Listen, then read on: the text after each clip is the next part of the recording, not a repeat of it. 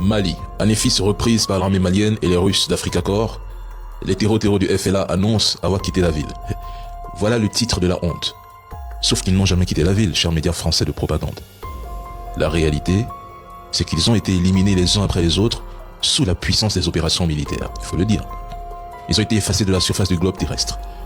Plusieurs chefs terreaux ont été neutralisés et des centaines de terreaux désillusionnés ont été éliminés par l'armée. Ils n'ont pas résisté à la puissance de feu déployée sur le terrain. Et cela pose une question essentielle. Le Mali aurait-il pu enchaîner ses victoires sans son réarmement sous Assimi Goïta? Le Mali aurait-il obtenu les mêmes résultats sans diversifier ses partenariats militaires, notamment avec la Russie?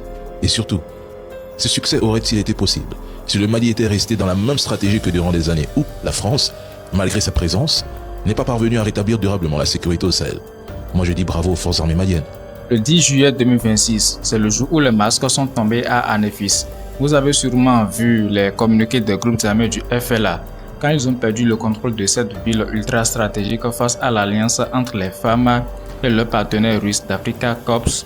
Devinez ce qu'ils ont écrit dans leur communiqué officiel. Je vous assure, c'est à mourir de rire. Ils ont parlé d'un, je cite, repli stratégique. Un repli stratégique, ah bon? Donc quand tu fuis à toute vitesse en laissant derrière toi tes munitions, tes motos, tes radios et que tu cours te cacher dans le désert parce que le feu du ciel te tombe sur la tête, en langue diplomatique on appelle ça un repli stratégique.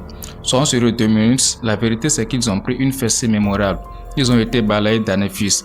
Et aujourd'hui on va décortiquer ensemble comment cette victoire nette et sans bavure est en train de redessiner la carte du Sahel, n'en déplaise à ceux qui voulaient diviser le Mali.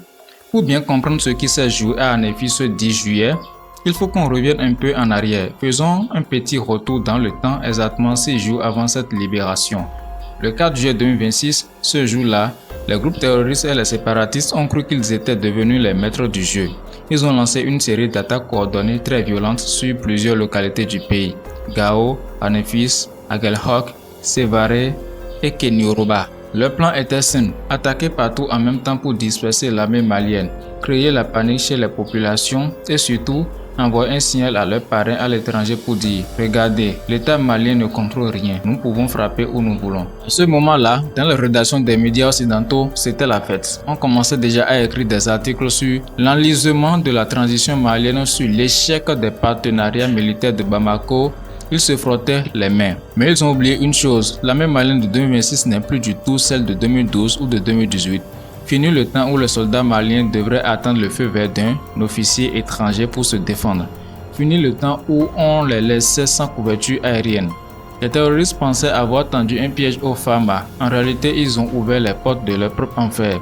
En se regroupant pour mener ces attaques, ils se sont exposés. Ils sont sortis de l'ombre et c'est exactement ce que l'état-major malien attendait. Dès que l'alerte a été donnée, la machine s'est mise en route.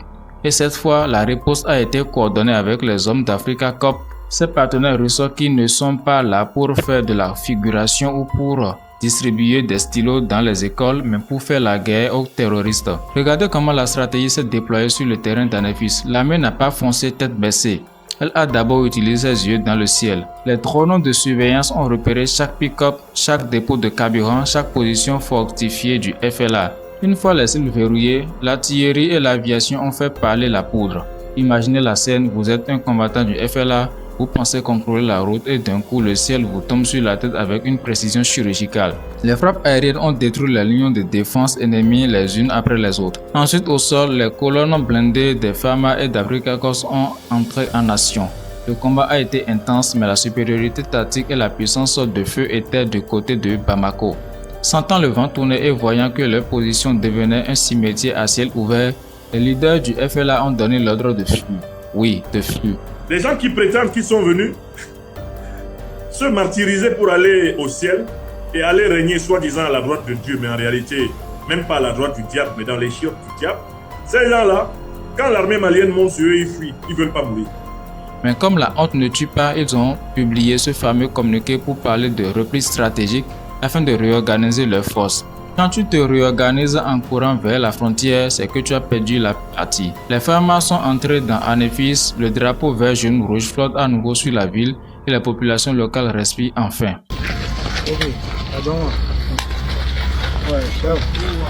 Ok, nous sommes à Anefis le 8 juillet 2026. C'est pour prouver à la population malienne et à l'ensemble du monde entier qu'à ce jour, Anefis et le camp et le village d'Anefis est sous contrôle FAMA. Nous sommes actuellement en ville et le drapeau malien flotte au-dessus d'Anefis. Partout, partout. Vive le Mali! Vive le Mali! Vive le Mali! Vive le Mali!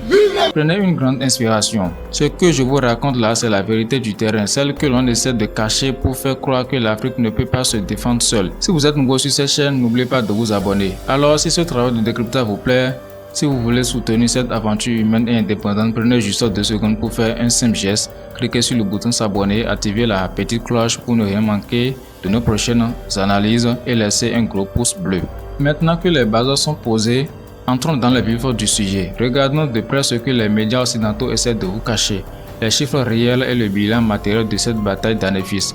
Parce que vous le savez aussi bien que moi, sur les plateaux télé à Paris ou à Bruxelles, on préfère parler de combats confus ou de guerres asymétriques sans issue. Mais quand on regarde les rapports officiels de l'état-major général des armées et les informations, la réalité est tout autre. Parlons d'abord des pertes sur les terroristes et les séparatistes du FLA. Ce n'est pas une simple retraite qu'ils ont subie, c'est un véritable désastre logistique pour eux. La même Malienne et les hommes d'Africa Corps ont méthodiquement détruit plus d'une douzaine de véhicules de combat, 12 pick-up lourdement armés, équipés de mitrailleuses réduits en cendres. Vous imaginez ce que cela représente pour des groupes armés mobiles. C'est leur outil de travail principal. Sans ces véhicules, ils ne sont plus des combattants mobiles du désert. Ils deviennent des cibles faciles coincées à pied sous le soleil brûlant du nord Mali. Et ce n'est pas tout. Les opérations de ratissage ont permis de neutraliser près d'une centaine de combattants ennemis dans la seule zone d'Anefis. Une centaine. C'est un coup d'arrêt historique pour les forces du désordre. Mais le plus important, c'est que les femmes ont récupéré sur le terrain des stocks entiers de munitions, des fusils d'assaut tout neufs,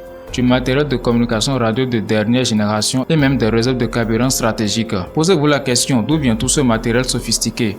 Comment des groupes dits rebelles ou djihadistes sont censés vivre cachés dans des grottes arrivent-ils à obtenir des équipements de communication que même certaines armées régulières de la sous-région n'ont pas? La réponse est simple et elle coule de source. Ils sont financés, équipés et renforcés par des puissances extérieures, des parrains tapis dans l'ombre qui ne veulent pas voir le Mali unifié parce qu'un Mali stable et fort est un Mali qui leur échappe définitivement. En reprenant ce matériel, les femmes n'ont pas seulement désarmé les terroristes, ils ont aussi confisqué les investissements de leurs maîtres impérialistes. Pour bien mesurer l'importance de ce qui vient de se passer, prenez une carte du Mali dans votre tête. Anefis n'est pas juste un petit village perdu au milieu de nulle part. C'est une commune rurale de la région de Kidal. Et Kidal, vous le savez, c'est le cœur historique de la rébellion. C'est le symbole de la contestation de l'autorité de l'État malien. Anefis, c'est le verrou. C'est la porte d'entrée obligatoire. Celui qui contrôle Anefis contrôle l'axe logistique majeur qui monte de Gao vers le nord profond. En s'installant solidement à Anefis, l'armée malienne coupe les lignes de ravitaillement des séparatistes et des terroristes. Elle sécurise les mouvements de ses troupes et s'offre une base arrière ultra moderne pour lancer les prochaines étapes de la pacification du territoire. Et c'est exactement cela qui rend fou les diplomates et les analystes occidentaux. Pendant des années, on nous a répété sur tous les temps, sans la France, sans la force Barkhane, sans la MINUSMA, le Mali va s'effondrer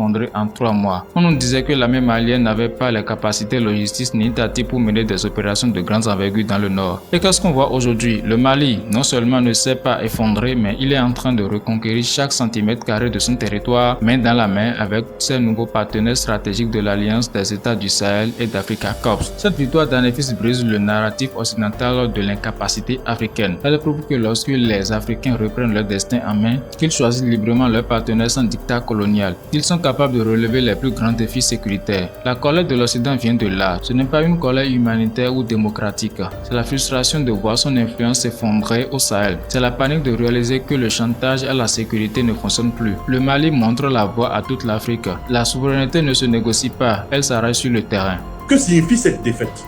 Cette défaite signifie que les plans du néocolonialisme français, les plans de l'impérialisme otanien, les plans de l'impérialisme occidental et moyen-oriental sont en train d'être revus.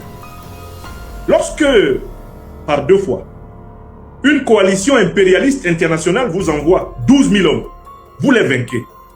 Elle vous envoie 5 à 6 000 hommes, vous les écrasez. Elle est obligée de réfléchir. Pourquoi la coalition est-elle obligée de réfléchir? Pourquoi est-ce qu'elle a un problème géostratégique? C'est que le principal problème de l'impérial terrorisme, c'est le manque d'effectifs. Contrairement aux apparences, il n'y a pas trop de candidats pour venir mourir Une fois qu'on sait que l'armée malienne et ses alliés russes sont capables de corriger l'ennemi, il n'y a pas trop de candidats pour venir mourir. Le recrutement est le problème fondamental de l'impérial terrorisme. Alors les amis, la leçon d'Anefis est claire. Le chemin de la liberté est long et difficile, semé d'embûches et de campagnes de désinformation, mais le peuple malien et ses forces armées tiennent bon. Je veux maintenant avoir votre avis. Que pensez-vous de cette reprise d'Anefis? Pensez-vous que cela va définitivement pacifier la région de Kidal? Ou faut-il s'attendre à de nouvelles provocations des parrains de la rébellion? N'oubliez pas d'aimer la vidéo si ce n'est pas encore fait, de la partager massivement autour de vous. Voilà ce que j'ai à partager avec vous aujourd'hui. À très bientôt pour une prochaine analyse.